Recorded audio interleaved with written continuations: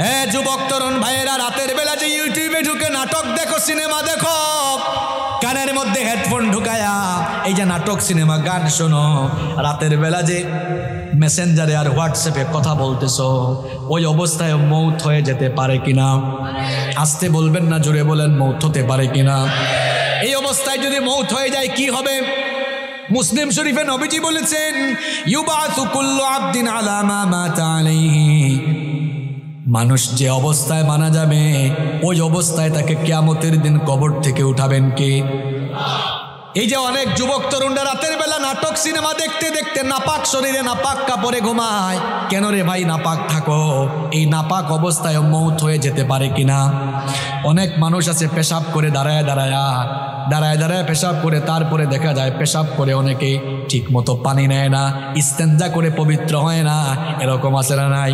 এমনকি সবচেয়ে মজার ব্যাপার হলো ওয়াজ শুনতে এসেছে, ওয়াজ থেকে যাওয়ার সময় রাস্তার ধারে পেশাব করে পবিত্র হয় না, এই রকম কারবারিও আছে না নাই? ওয়াজ শুনতে আসছে, যাওয়ার সময় নাপাক হয়ে বাড়ি ফিরে যাচ্ছে, এখন নাপাক অবস্থায় মৌত হয়ে যেতে পারে কিনা? আমার ভাইয়েরা, যে ব্যক্তি নাপাক থাকে তার সঙ্গে ফেরেশতা থাকে না, থাকে কে? আসতে বলবেন না, জোরে বলেন, থাকে কে? তো এই অবস্থায় যদি আপনি মারা যান কিয়ামতের দিন কিংবা কবরে গিয়ে কিয়ামতের মাঠে আপনি কিভাবে আল্লাহর সামনে দাঁড়াবেন? আপনি তো নাপাক অবস্থায় দুনিয়া থেকে চলে গেলেন। এই জন্য কখনো নাপাক থাকা যাবে, কখনো নাপাক থাকা যাবে। পাপের চিন্তা মাথায় আসলে মৌতের কথা স্মরণ করবেন, মৌতের কথা স্মরণ করবেন, গুনাহ থেকে বাঁচতে পারবেন। যখন দুনিয়ার লোভ লালসা আর গুনাহ করার দিকে আপনার মন বেশি ঝুঁকে যায়, আমি আপনাকে বলবো দুইটা জায়গায় সফর আপনি তখন বাড়ায় দিবেন। জুড়ে কোন কয়টা? আমি কথাটা আবারও রিপিট করছি, শুনেন। যখন পাপের দিকে গুনার দিকে আপনার মন বেশি ধাবিত হয়ে যায়, ঠিক তখনই আপনি দুইটা জায়গায় সফর করবেন। একটা জায়গা হসপিটাল, 2 নম্বর জায়গা কবরস্থান।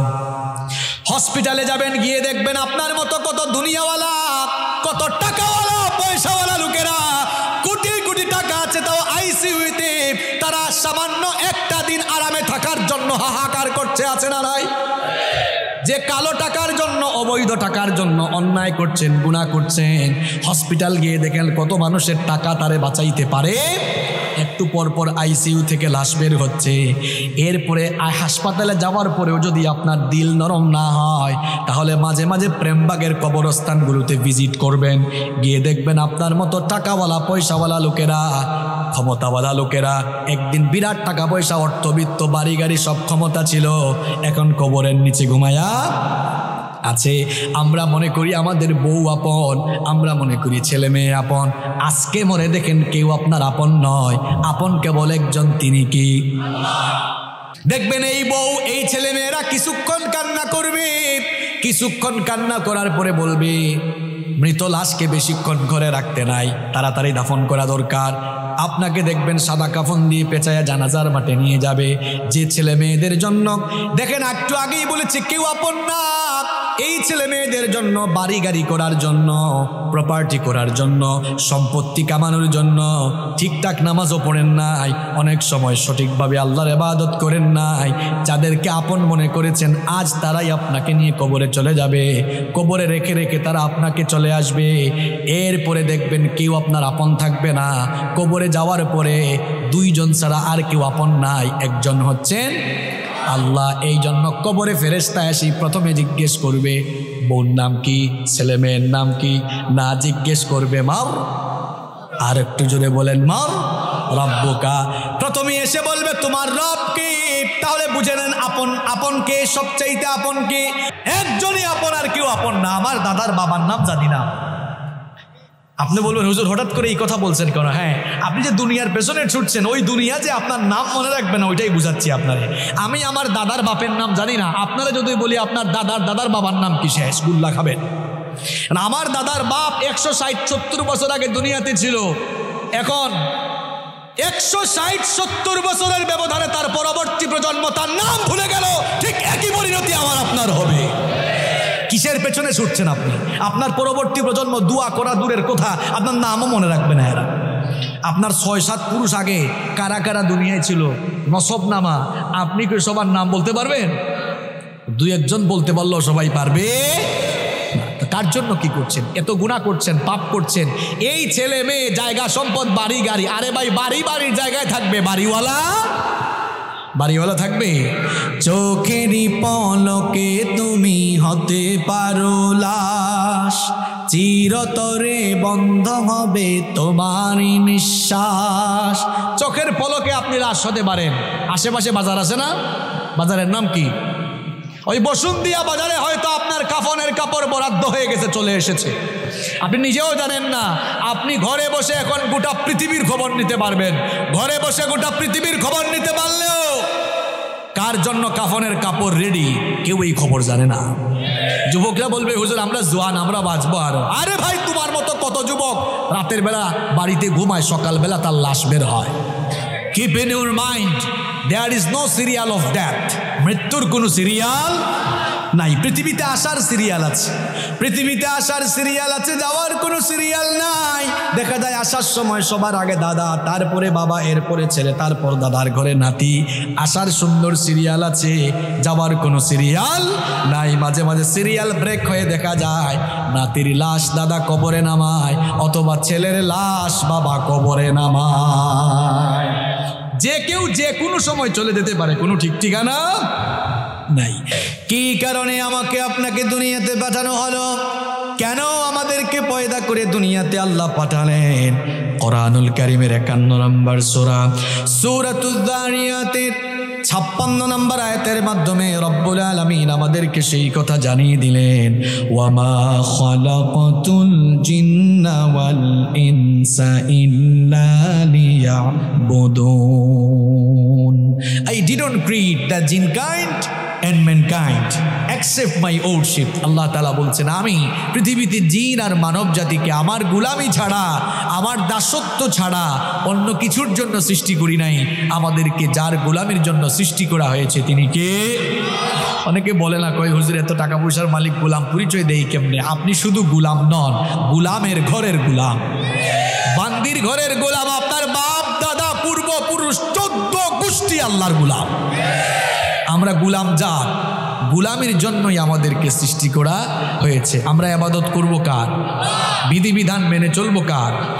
আমরা যেন আল্লাহর ইবাদত না করি, আমরা যেন আল্লাহর বিধিবিধান মেনে না চলি, আল্লাহর গোলামির পথে সব সময় একজন আমাদেরকে প্ররোচনা দেয়, বাধা দেয়, আমাদেরকে ধোঁকা দেয়। সবাই জোরে বলেন তো, তার নাম কি? শয়তান। এই শয়তানের বয়স আমাদের চেয়ে কম না বেশি? এই বেটার বুদ্ধি আমাদের চেয়ে কম না বেশি? দেখছেন কারবার, হে বয়সেও পাকনা, বুদ্ধিতেও পাকনা। সে সব সময় ধোঁকা দিয়ে দিয়ে আমাদেরকে আল্লাহর দ্বীনের বিপরীত পথে পরিচালিত করে জাহান্নামের দিকে নিয়ে যেতে চায়।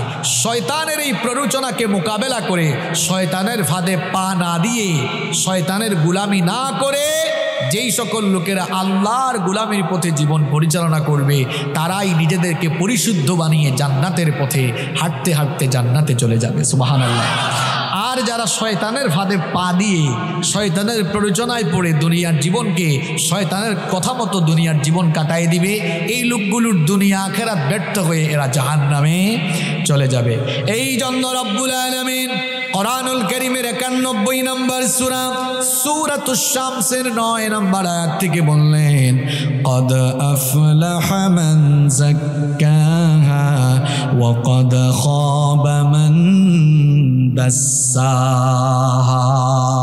কথাগুলো কার? আল্লাহ তাআলা বলছেন, অবশ্যই সে সফল কাম হয়েছে যে শয়তানের প্ররোচনা থেকে মুক্ত হয়ে পাপ পঙ্কিলতা মুক্ত জীবন গঠন করে পরিশুদ্ধ হয়েছে। সে সফল হয়ে জান্নাতে যাবে। সুবহানাল্লাহ। সে ব্যক্তি ব্যর্থ হয়েছে যে তার জীবনকে গুনাহের সাগরে ডুবিয়ে দিয়েছে। এখন আমাদেরকে গুনাহের দিকে নিয়ে যেতে চায় যে, তার নাম কি? তার নাম কি? শয়তান। গুনাহ থেকে আপনারা বাঁচতে চান তো? গুনার দিকে নিয়ে যায় যে, তার নাম কি? শয়তানের ধোঁকা থেকে আমরা সবাই বাঁচতে চাই কি চাই না? এখন গুনাহ থেকে আপনি নিজেকে বাঁচাবেন কেমনে? গুনাহ থেকে, শয়তানের ধোঁকা থেকে নিজেকে আপনি হেফাজত করবেন কেমনে? আজ আমি আপনাদেরকে গুনাহ থেকে বাঁচার, শয়তানের ধোঁকা থেকে বাঁচার 12টি উপায় কোরআন আর সুন্নাহ থেকে তুলে ধরবো। এত বাস্তবিক, এত বাস্তবিক কথা আপনাদেরকে শোনায় যাব। এই 12টি পয়েন্ট আপনারা যদি মুখস্থ করে যেতে পারেন আর এই 12টি আমল যদি প্রত্যেকটি ভাই শুরু করে দিতে পারেন, ইনশাআল্লাহ গুনাহমুক্ত জীবন সাজিয়ে আমরা জান্নাতে যাব। বলেন ইনশাআল্লাহ। প্রিয় ভাইয়েরা, আপনাদেরকে যে কাজটা করতে হবে, এই 12টা পয়েন্ট সবাইকে একদম মুখস্থ করে তারপর বাড়ি যাওয়া লাগবে। দেখেন শুরু করছি। নাম্বার 1, 1 নাম্বার, গুনার দিকে নেই যে তার নাম শয়তান। ওই শয়তানের ওয়াসওয়াসা থেকে পানাহ চাইতে হবে কার কাছে? 1 নাম্বার আমল শিখাই যাচ্ছি। যখন গুনাহের চিন্তা, পাপের চিন্তা মাথায় আসবে, সাথে সাথে ওই শয়তানের খপ্পর থেকে নিজেকে বাঁচানোর জন্য সাথে সাথে আশ্রয় চাইতে হবে কার কাছে? কারণ শয়তান হে এমন জিনিস, তারে মোকাবেলার জন্য পৃথিবীতে কোনো যন্ত্র আসে নাই, কিয়ামত পর্যন্ত আসবে না। আপনি গুলি, বোমা, রকেট কি দিয়া শয়তানের মোকাবেলা করবেন? কিচ্ছু দিয়ে পারবেন না। এমনকি আমেরিকার প্রেসিডেন্ট জো বাইডেন, রাশিয়ার প্রেসিডেন্ট পুতিন, তারাও শয়তানের মোকাবেলা করতে পারবে না। শয়তানের মোকাবেলায় তারাও দুর্বল, বরং উল্টা শয়তানেরও তাদেরকে দিয়ে শয়তানি করাইতে পারবে। দেখছেন শয়তানের পাওয়ার। আমেরিকার প্রেসিডেন্ট, রাশিয়ার প্রেসিডেন্ট, যে রাশিয়ার প্রেসিডেন্ট পুতিন পশ্চিমা বিশ্বকে বুড়ি আঙ্গুল দেখায়, যে ন্যাটোকে পর্যন্ত তুয়াক্কা করে না, সেও শয়তানের মোকাবেলায় সফল না ব্যর্থ। কারণ শয়তানকে আল্লাহ এমন পাওয়ার দিয়েছেন, আপনার শরীরের শিরায় শিরায় সে বিচরণ করার ক্ষমতা রাখে। এই শয়তান আপনাকে গুনাহের চিন্তা মাথায় এনে দিবে, পাপের চিন্তা মাথায় এনে দিবে। এজন্য শয়তানের ধোঁকা থেকে, গুনাহ থেকে বাঁচার জন্য প্রথম আমল করবেন, যখনই গুনাহের চিন্তা মাথায় আসবে, পাপের চিন্তা মাথায় চলে আসবে, আশ্রয় চাইবেন কার কাছে? এই আমলটা আমি আপনাদেরকে শিখাচ্ছি না, কোরআনুল কারীমের 7 নম্বর সূরা সূরাতুল আরাফের 200 নম্বর আয়াতে আল্লাহ তাআলা এই আমল আমাদেরকে শিখালেন। আল্লাহ তাআলা বললেন, ওয়া ইম্মা ইয়ানজাগান্নাকা মিনাশ শাইতানি নাযগুন ফাস্তাইয বিল্লাহ ইন্নাহু সামিউন আলীম। আল্লাহ তাআলা বলছেন, আর শয়তানের প্ররোচনা যখন তোমাকে প্ররোচিত করবে, সাথে সাথে তুমি আল্লাহর কাছে আশ্রয় চাও। প্রশ্ন হলো, আল্লাহর কাছে আমরা আশ্রয় চাইব কিভাবে? এবার বুখারী আর মুসলিম শরীফ থেকে হাদিস শুনিয়ে আপনাদেরকে বুঝাই দিচ্ছি কিভাবে আল্লাহর কাছ থেকে আশ্রয় চাওয়া লাগে।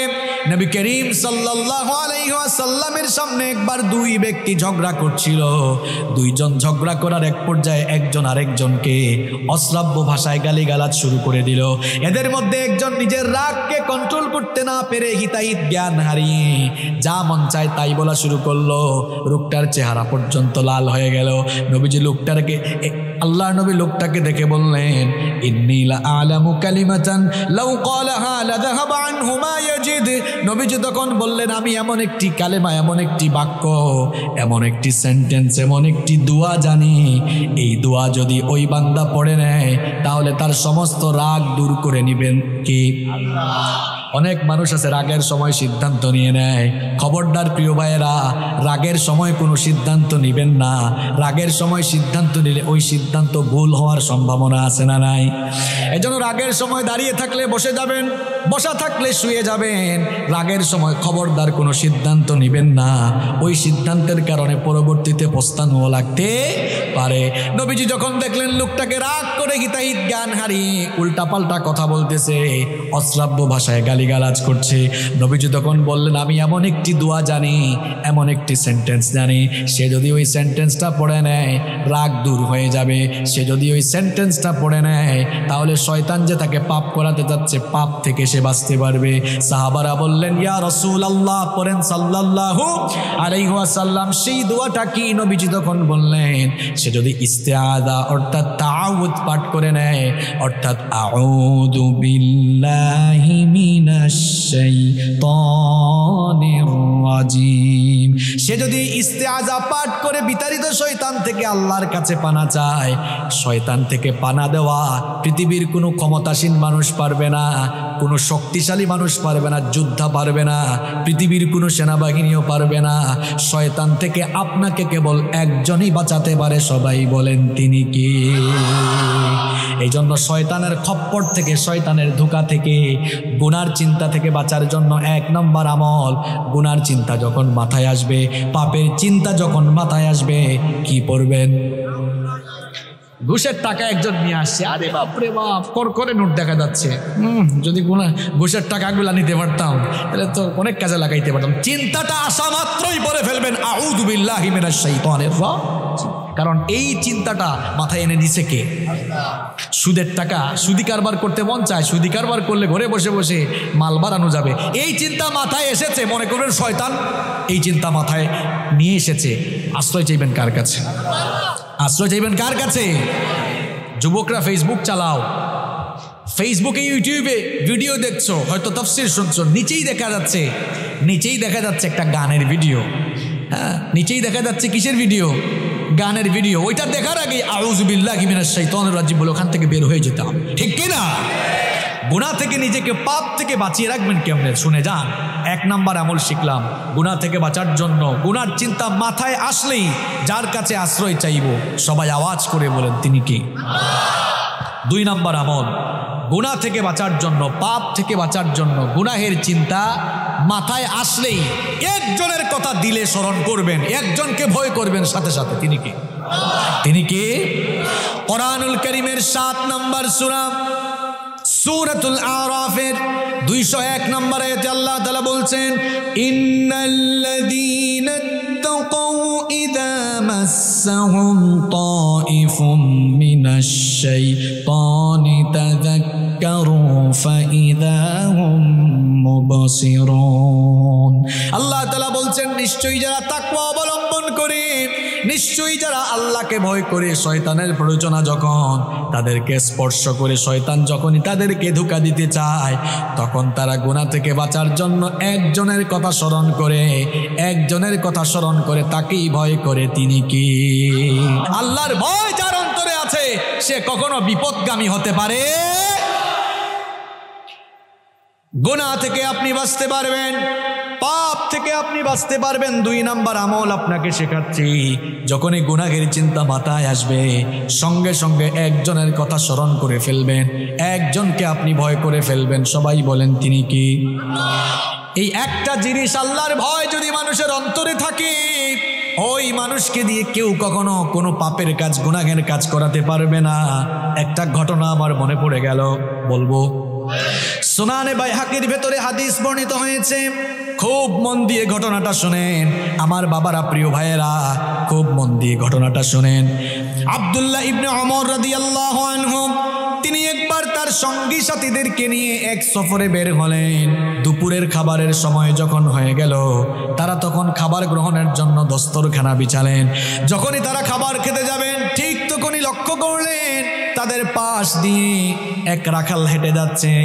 আব্দুল্লাহ ইবনে ওমর রাদিয়াল্লাহু আনহু তাকে বললেন, হে রাখাল ভাই, আমরা দুপুরের খাবার গ্রহণের জন্য বসেছি, তুমিও আসো, আমাদের সাথে খাবার খাও, খাবার গ্রহণ করো। রাখাল ছেলেটি তখন বলল, ও মুসাফির ভাই, আমাকে খাবারের দাওয়াত দিয়েছেন, আমি খুশি হয়েছি, কৃতজ্ঞতা জানাচ্ছি, কিন্তু আপনাদের সাথে আমি তো খাবার খেতে পারবো না। আব্দুল্লাহ ইবনে ওমর রাদিয়াল্লাহু আনহু তাকে বললেন, কি কারণে তুমি আমাদের সাথে খাবার খেতে পারবে না? রাখাল তখন বলল, আমি রোজা রেখেছি, এই জন্য তোমাদের সাথে খাবার খেতে পারবো না। আব্দুল্লাহ ইবনে ওমর রাদিয়াল্লাহু আনহু তাকে বললেন, এখন তো রমজান মাস নয়, তাহলে নিশ্চয়ই তুমি নফল রোজা রেখেছো। এই দুধু মরুভূমিতে যারা সৌদি আরব বা আরব দেশে থাকেন তারা দেখেছেন মরুভূমির আবহাওয়া কেমন। তিনি বলছেন, এই রুক্ষ মরুভূমিতে বিশাল পশুর পাল নিয়ে তুমি এই মরুভূমিতে এসেছো, তুমি রাখাল মানুষ, সব সময় হয়তো ভালো খাবার দাবার পাও না, আর এই প্রচন্ড গরম তাপমাত্রায় খুব কষ্ট হচ্ছে তোমার, আসো আমাদের সাথে খাবার খাও, আমাদের সাথে ভালো আইটেমের খাবার আছে, নফল রোজা ভাঙলে তো কোনো অসুবিধা হবে না। ওই রাখাল তখন বলল, মুসাফির, তোমার কথায় তো আমি নফল রোজা হলেও ভাঙতে পারি না, কারণ আমি তো ওই শূন্য দিনের জন্য আমল করে যাচ্ছি, যেদিন মানুষের আমল ছাড়া আর কিছুই কাজে লাগবে না। সুবহানাল্লাহ পড়ে বলিয়েন, কিন্তু কথাগুলো বুঝেন আগে। আব্দুল্লাহ ইবনে ওমর রাদিয়াল্লাহু আনহু মনে মনে ভাবলেন লোকটার অন্তরে মনে হয় পরহেজগারিতা আছে। চিন্তা করলেন এরে এমনি এমনি ছাড়া যায় না, পরীক্ষা করে তারপরে তার ভেতরে কত পরহেজগারিতা আছে এটা দেখে তারপরে আজকে আমি তারে ছাড়বো। তিনি বললেন ঠিক আছে খাইও না, আমার কাছে আসো। কাছে আসার পর জিজ্ঞেস করলেন এই যে বিরাট পশুর পাল নিয়ে মরুভূমিতে এসেছো, এই পশুপালের মালিক কে? রাখাল বলল এগুলোর মালিক আমি নই, আমি একজনের গোলাম, আমি তার পশুপাল মরুভূমিতে চড়াই। এবার আব্দুল্লাহ ইবনে ওমর রাদিয়াল্লাহু আনহু রাখালকে পরীক্ষা করার জন্য একটা অপশন পেয়ে গেলেন। তিনি বললেন ও রাখাল ভাই শোনো, এই পশুর পাল থেকে একটা ছাগল বা মেষ আমার কাছে তুমি বিক্রি করে দাও, আমি তোমাকে নগদ টাকা দিব। তুমি তো রোজাদার মানুষ, আমার সাথে খাবার খেলে না, ওই পশুটা জবাই করে কিছু মাংস আমি তোমাকে হাদিয়া দিব, তোমাকে নগদ টাকা দিব, পাশাপাশি তোমাকে মাংস হাদিয়া দিব। রাখাল তখন বলল মুসাফির আমি তো তোমাকে আগেই বলেছি এই পশুপালের মালিক আমি নই, তোমার কাছে বিক্রি করলে আমার মালিকের কাছে গিয়ে আমি কি জবাব দিব? আব্দুল্লাহ ইবনে ওমর রাদিয়াল্লাহু আনহু তাকে পরীক্ষা করছেন, পরীক্ষা করার উদ্দেশ্যেই সবগুলো কথা বলতেছেন। তিনি বললেন শোনো, এই রকম বিরাট পশুর পাল নিয়ে মরুভূমিতে আসলে পশুপালের উপরে বাঘের আক্রমণ হতে পারে, এটা সবার জানা কথা।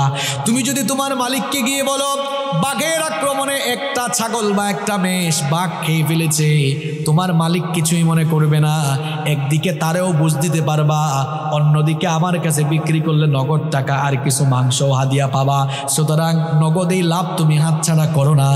রাখাল, সে রাখাল এবং গরিব মানুষ হলেও জবাবটা কি দিল শুনে, সে তখন বলল মুসাফির কি বোকার মতো কথা বলছো তুমি, আমি হয়তো মিথ্যা বলে ধোঁকাবাজি করে আমার মালিককে গিয়ে যে কোনো কায়দায় আমি বুঝ দিয়ে ফেলতে পারবো, কিন্তু তোমার কাছে প্রশ্ন হচ্ছে আইন আল্লাহ, আমার আল্লাহ কোথায়? আমার মালিকের মালিক, তোমার মালিক, আমার মালিক, বিশ্বজাহানের মালিক, সেই আল্লাহ তাআলাকে ধোঁকা দেওয়া তো কারো দ্বারা সম্ভব হবে না। ঠিক কইেন না কেন? কি বুঝলেন?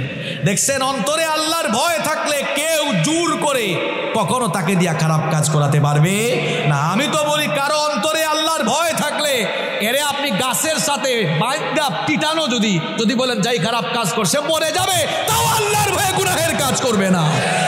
শুধু পুলিশ দিয়া পিটাইয়া মানুষ ভালো বানানো যায় না।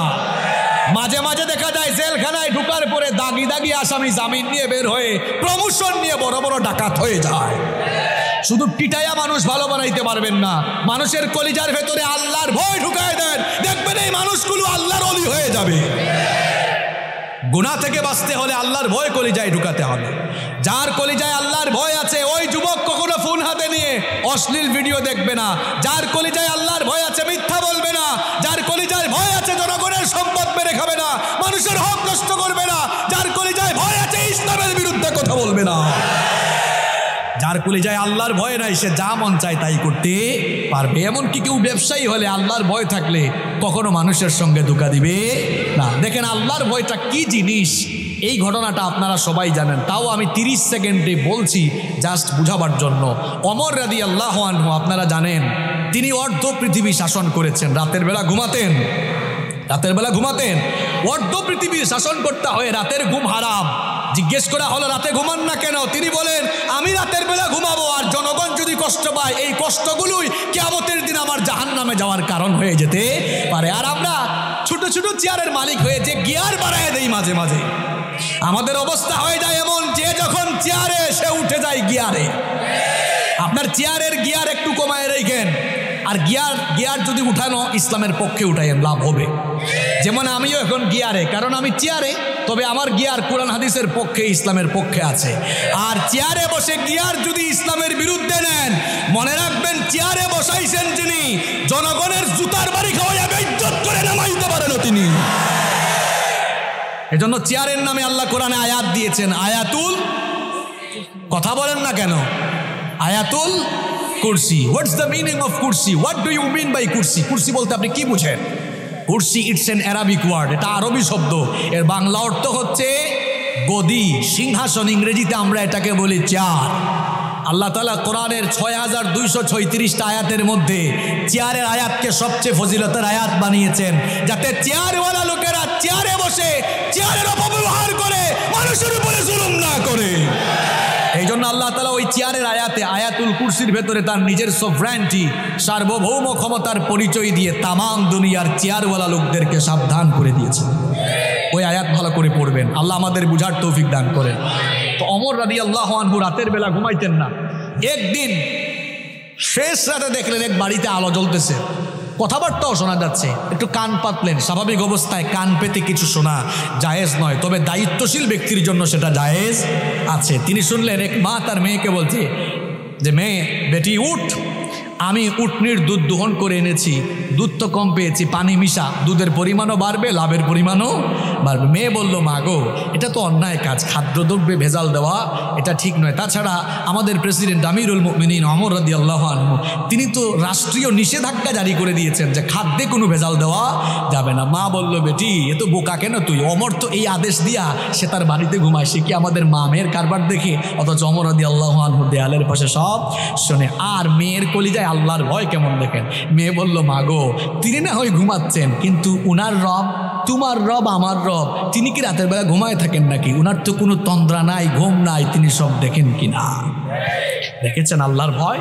এই একটা জিনিস আপনার অন্তরে থাকলে, পাপের চিন্তা মাথায় এসেছে, জনগণের হক মাইরা খাওয়ার চিন্তা মাথায় এসেছে, সাথে সাথে কলিজায় আল্লাহর ভয় ঢুকান মিয়া, পাপ থেকে গুনাহ থেকে বাঁচতে পারবেন।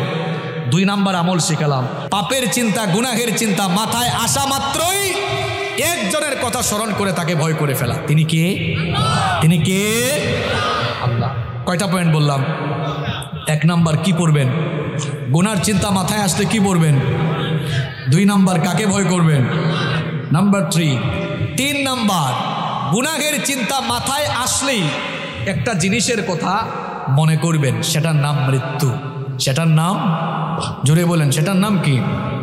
আপনি যে গুনাহ করছেন, ওই গুনাহ করা অবস্থায় যদি আপনার মৌত হয়ে যায়। যুবক তরুণ ভাইয়েরা, রাতের বেলা যে ইউটিউবে ঢুকে নাটক দেখো, সিনেমা দেখো, কানের মধ্যে হেডফোন ঢুকায়া এই যে নাটক সিনেমা গান শোনো, রাতের বেলা যে মেসেঞ্জারে আর হোয়াটসঅ্যাপে কথা বলতেছো, ওই অবস্থায় মৌত হয়ে যেতে পারে কিনা? আসতে বলবেন না, জোরে বলেন, মৌত হতে পারে কিনা? এই অবস্থায় যদি মৌত হয়ে যায় কি হবে? মুসলিম শরীফে নবীজি বলেছেন, ইউবাসু কুল্লু আবদিন আলা মা মাতা আলাইহি, মানুষ যে অবস্থায় মারা যাবে ওই অবস্থায় তাকে কিয়ামতের দিন কবর থেকে উঠাবেন কে? এই যে অনেক যুবক তরুণরা রাতের বেলা নাটক সিনেমা দেখতে দেখতে নাপাক শরীরে নাপাক কাপড়ে ঘুমায়। কেন রে ভাই নাপাক থাকো? এই নাপাক অবস্থায় মৌত হয়ে যেতে পারে কিনা? অনেক মানুষ আছে পেশাব করে দাঁড়ায় দাঁড়ায় পেশাব করে, তারপরে দেখা যায় পেশাব করে অনেকে ঠিক মতো পানি নেয় না, ইস্তেঞ্জা করে পবিত্র হয় না, এরকম আছে না নাই?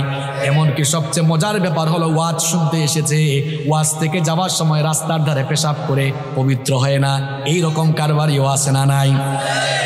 ওয়াজ শুনতে আসছে, যাওয়ার সময় নাপাক হয়ে বাড়ি ফিরে যাচ্ছে, এখন নাপাক অবস্থায় মৌত হয়ে যেতে পারে কিনা? আমার ভাইয়েরা, যে ব্যক্তি নাপাক থাকে তার সঙ্গে ফেরেশতা থাকে না, থাকে কে? আসতে বলবেন না, জোরে বলেন, থাকে কে? তো এই অবস্থায় যদি আপনি মারা যান, কিয়ামতের দিন কিংবা কবরে গিয়ে কিয়ামতের মাঠে আপনি কিভাবে আল্লাহর সামনে দাঁড়াবেন? আপনি তো নাপাক অবস্থায় দুনিয়া থেকে চলে গেলেন। এই জন্য কখনো নাপাক থাকা যাবে, কখনো নাপাক থাকা যাবে। যুবক ভাইয়েরা, ইস্তেঞ্জায় গেলে পবিত্র হবেন তো, নাকি পানি টানি নিবেন না? হ্যাঁ, পাপের চিন্তা মাথায় আসলে মৌতের কথা স্মরণ করবেন, মৌতের কথা স্মরণ করবেন, গুনাহ থেকে বাঁচতে পারবেন। যখন দুনিয়ার লোভ লালসা আর গুনাহ করার দিকে আপনার মন বেশি ঝুঁকে যায়, আমি আপনাকে বলবো 2টা জায়গায় সফর আপনি তখন বাড়ায় দিবেন। জুড়ে কোন কয়টা? আমি কথাটা আবারও রিপিট করছি, শুনেন। যখন পাপের দিকে গুনার দিকে আপনার মন বেশি ধাবিত হয়ে যায়, ঠিক তখনই আপনি 2টা জায়গায় সফর করবেন। একটা জায়গা হসপিটাল, 2 নাম্বার জায়গা কবরস্থান। হসপিটালে যাবেন, গিয়ে দেখবেন আপনার মতো কত দুনিয়াওয়ালা, কত টাকাওয়ালা, পয়সাওয়ালা লোকেরা, কোটি কোটি টাকা আছে, তাও আইসিইউতে তারা সামান্য একটা দিন আরামে থাকার জন্য হাহাকার করছে, আছে না নাই? যে কালো টাকার জন্য, অবৈধ টাকার জন্য অন্যায় করছেন, গুনাহ করছেন, হসপিটাল গিয়ে দেখেন কত মানুষের টাকা তারে বাঁচাইতে পারে একটু পর পর আইসিইউ থেকে লাশ বের হচ্ছে। এরপরে হাসপাতালে যাওয়ার পরেও যদি আপনার দিল নরম না হয়, তাহলে মাঝে মাঝে প্রেমবাগের কবরস্থানগুলোতে ভিজিট করবেন, গিয়ে দেখবেন আপনার মতো টাকাওয়ালা পয়সাওয়ালা লোকেরা, ক্ষমতাওয়ালা লোকেরা, একদিন বিরাট টাকা পয়সা অর্থবিত্ত বাড়ি গাড়ি সব ক্ষমতা ছিল, এখন কবরের নিচে ঘুমায়া আছে। আমরা মনে করি আমাদের বউ আপন, আমরা মনে করি ছেলে মেয়ে আপন। আজকে মনে দেখেন কেউ আপনার আপন নয়, আপন কেবল একজন, তিনি কি কথা বলছি বুঝতে পারছেন আপনি? আপনি বলছেন আপনার বউ আপন, আপনার ছেলে মেয়ে ভাই বোন আপন। আপনি এই মুহূর্তে মরে যান, বুঝবেন আপনকে। দেখবেন এই বউ এই ছেলে মেয়েরা কিছুক্ষণ কান্না করবে, কিছুক্ষণ কান্না করার পরে বলবে মৃত লাশকে বেশিক্ষণ ঘরে রাখতে নাই, তাড়াতাড়ি দাফন করা দরকার। আপনাকে দেখবেন সাদা কাফন দিয়ে পেঁচায়া জানাজার মাঠে নিয়ে যাবে। যে ছেলে মেয়েদের জন্য দেখেন একটু আগেই বলেছে কেউ আপন না, এই ছেলে মেয়েদের জন্য বাড়ি গাড়ি করার জন্য, প্রপার্টি করার জন্য, সম্পত্তি কামানোর জন্য ঠিকঠাক নামাজও পড়েন নাই, অনেক সময় সঠিকভাবে আল্লাহর ইবাদত করেন নাই, যাদেরকে আপন মনে করেছেন আজ তারাই আপনাকে নিয়ে কবরে চলে যাবে, কবরে রেখে রেখে তারা আপনাকে চলে আসবে। এরপরে দেখবেন কেউ আপনার আপন থাকবে না। কবরে যাওয়ার পরে দুইজন ছাড়া আর কেউ আপন নাই, একজন হচ্ছেন আল্লাহ। এই জন্য কবরে ফেরেশতা এসে প্রথমে জিজ্ঞেস করবে বোন নাম কি, ছেলে মেয়ের নাম কি, না জিজ্ঞেস করবে মার, আর একটু জোরে বলেন মার রব্বুকা। প্রথমে এসে বলবে তোমার রব কি। তাহলে বুঝে নেন আপন, আপনকে সবচাইতে আপনকে একজনই আপন, আর কেউ আপন না। আমার দাদার বাবার নাম জানি না। আমি বলছিলাম পাপের চিন্তা মাথায় আসলেই কোন জিনিসটার কথা স্মরণ করা। আরেকটু জোরে বলেন মৃত্যু আমাদের সামনে না পিছনে? না, এটা ভুল। মৃত্যু সামনে নয়, মৃত্যু পেছনে, কবর হলো সামনে, মৃত্যু পেছনে, কবর সামনে। আমার প্রিয় ভাইরা, যখনই কোনো গুনার চিন্তা মাথায় আসবে সাথে সাথে মৌতের কথা স্মরণ করবেন। আমি যদি গুনাহ করতে করতে মারা যাই, মরে যেতে পারি কিনা, মরে যেতে পারি কিনা, এই মৃত্যুর কথা স্মরণ করলে দেখবেন আপনি গুনাহের কাজ থেকে, পাপের কাজ থেকে নিজেকে আপনি হেফাজত করে রাখতে পারবেন ইনশাআল্লাহ। কষ্ট হচ্ছে না তো? আচ্ছা, গুনাহ থেকে বাঁচার কয়টা উপায় বলতেছি, আরো জোরে বলেন। ঘুম আসছে নাকি? এটা তাকবীর দেন তো, লিল্লাহি তাকবীর। দাঁড়ান দাঁড়ান, একটু বিয়ের আগে দেন যারা বিয়া করে ফেলছেন, এরপরে অবিবাহিতরা দিবেন। দেখি বিবাহিত এদের এনার্জি বেশি না অবিবাহিতদের এনার্জি বেশি? বিবাহিত ভাইরা প্রথমে রেডি, আপনারা মান সম্মান রাখেন কিন্তু। সবাই রেডি তো? লিল্লাহি তাকবীর। বাপরে বাপ, আরো করা যাবে না? অবিবাহিত ভাইরা তোমরা শুনছো তো বিবাহিতদের আওয়াজ, নিজেদের মান সম্মান ইজ্জত নষ্ট করো না। অবিবাহিত ভাইরা সবাই রেডি তো? লিল্লাহি তাকবীর। তোমাদের তো এনার্জি বেশি থাকবেই ভাই, তোমরা তো বিয়া করো না। এবার বিবাহিত অবিবাহিত ছোট বড় আমার বয়স্ক বাবারা সবাই মিলে আরেকবার লিল্লাহি তাকবীর। ওদের জীবনে আসছিল, সব চলে গেছে তাই না? এবার শুনতেও মজা লাগবে, তবে আমি কষ্ট দিব না আপনাদেরকে, শর্টলি বলছি। সম্মানিত ভাইরা, তাহলে গুনাহ থেকে বাঁচার আমল হচ্ছে মোট 12টা। কয়টা বলছি? 3টা। 1 নাম্বার আশ্রয় চাইবেন কার কাছে, 2 নাম্বার ভয় করবেন কারে, 3 নাম্বার কোন জিনিসের কথা স্মরণ করবেন, 4 নাম্বার গুনাহ থেকে বাঁচতে হলে নিজেকে নফসের গোলাম বানানো যাবে, নফসের গোলাম নিজেকে বানানো যাবে না। কারণ নফস মানুষকে পাপের দিকে ধাবিত করে। আর নফস হলো 3 প্রকার। নফস কয় প্রকার? জোরে বলেন কয় প্রকার? আরো জোরে, কয় প্রকার? 1 নাম্বার নফসে আম্মারা, 2 নাম্বার নফসে লাওয়ামা, 3 নাম্বার নফসে মুতমাইন্না। আবারও বলি, মুখস্থ করে ফেলেন। 1 নাম্বার নফসে আম্মারা, 2 নাম্বার নফসে লাওয়ামা, 3 নাম্বার নফসে মুতমাইন্না। আমি বানায় বলছি 3 প্রকার নফসের কথা কোরআনে আছে। কোথায় আছে দেখায় দিই। 1 নাম্বার নফসে আম্মারা। এটা কোন প্রকার নফস? যে নফস গুনাহের দিকে ধাবিত করে। এই ধরনের নফস থেকে আল্লাহ আমাদেরকে হেফাজত করেন। রব্বুল আলামিন কোরআনুল কারীমের 12 নম্বর সূরা, সূরা ইউসুফের 53 নম্বর আয়াতে বলছেন, ইন্নান নাফসা লাআম্মারাতুম বিস-সুই ইল্লা মা রাহিমা রাব্বি ইন্না রাব্বি গফুরুর রহিম। আল্লাহ তাআলা বলছেন বলছেন নিশ্চয়ই নফস মানুষকে পাপের দিকে গুনাহের দিকে ধাবিত করে, তবে সেই ব্যক্তি ছাড়া যার উপরে আল্লাহ দয়া করেন। নফসের গোলামি আপনাকে ছেড়ে দিতে হবে গুনাহ থেকে বাঁচার জন্য। যেমন ফজরের সময়, হোক সেটা শীতের দিন, হোক সেটা গরমের দিন, দেখবেন ফজরের টাইমে ওয়েদারটা একটু ঠান্ডা থাকে, আরামের থাকে। ওই সময় নফস চাইবে, মন চাইবে ঘুমান, আর আল্লাহ চাইবেন বান্দা উঠে নামাজ পড়। বলেন তো নফসের চাওয়াকে প্রাধান্য দিবেন নাকি আল্লাহর চাওয়াকে প্রাধান্য দিবেন? বললে তো আল্লাহর চাওয়ারে প্রাধান্য দিবেন। হাতও তোলা লাগবে না, কিছু বলা লাগবে না, চুপচাপ থেকে নিজের বিবেককে প্রশ্ন করেন, আজকের ফজরের নামাজে নফসের গোলামি করেছেন না আল্লাহর গোলামি করেছেন? কিছু বলা লাগবে না, আমি তো বলছি চুপ থেকে বিবেককে প্রশ্ন করেন। নফসের গোলামি ছাড়তে হবে। গুনাহ থেকে, পাপ থেকে বাঁচতে হলে নফসের গোলামি ছাড়তে হবে। মন চাইবে সুদ খাবো, মনের চাওয়া প্রাধান্য দিব না। সুদ হারাম করেছে মোল্লানা আল্লাহ, আল্লাহর চাওয়া প্রাধান্য দিয়ে সুদ থেকে বিরত থাকবো। নফস চাইবে, মনটা চাইবে একটু ওই জায়গায় দুর্নীতি করি, এটা মনের চাওয়া। আল্লাহ চান বান্দা দুর্নীতি থেকে মুক্ত হয়ে তুই পবিত্র থাক। তাহলে মনের চাওয়া প্রাধান্য দিবেন না আল্লাহর চাওয়া প্রাধান্য দিবেন? হ্যাঁ যুবক, তরুণ, ছাত্ররা শোনো, মোবাইল ফোন হাতে নিলে মনটা চাইবে রাতের বেলা ইউটিউবে গিয়ে একটু নাটক দেখি, সিনেমা দেখি। অনেকে আবার পর্নোগ্রাফিতে আসক্ত। অনেকের মনটা চাইবে ফোনটা হাতে নিয়ে একটু ব্লু ফিল্ম দেখি। এটা হলো মনের চাওয়া। মনের চাওয়াকে প্রাধান্য দিব না, আল্লাহকে আমরা ভয় করব। তাহলে গুনাহ থেকে বাঁচার জন্য 4 নম্বর আমল শিখাচ্ছি, নফসের গোলামি থেকে বেঁচে থাকা লাগবে। 1 নম্বর নফস হচ্ছে নফসে আম্মারা, যেই নফস মানুষকে গুনার দিকে ধাবিত করে। আল্লাহ এই নফস থেকে আমাদের সবাইকে বাঁচান। আরো আসতে বলেন আমিন। 2 নম্বর নফসের নাম নফসে লাওয়ামা, যেই নফস অপরাধ করে ফেলার পরে লজ্জিত হয়ে যায়, সেই নফসের নাম হচ্ছে নফসে লাওয়ামা। কোরআনে কারীমের 75 নম্বর সূরা কিয়ামার শুরুতে আল্লাহ বলেছেন, লা উকসিমু বিয়াউমিল কিয়ামাতি ওয়ালা উকসিমু বিন নাফসিল লাওয়ামা। কথাটা কার? আল্লাহ বলছেন আমি শপথ করছি কিয়ামতের দিনে, আমি শপথ করছি সেই নফসের, যেই নফস নিজেকে ধিক্কার দেয়, গুনাহ করার পর লজ্জিত হয়। আল্লাহ এমন নফস আমাদের সবাইকে দান করো, জুড়ে বলেন আমিন। 3 নম্বর নফসের নাম নফসে মুতমাইন্না।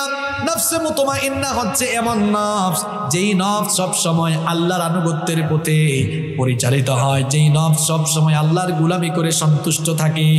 এই নফস আল্লাহ সবাইরে দান করেন, বলেন আমিন।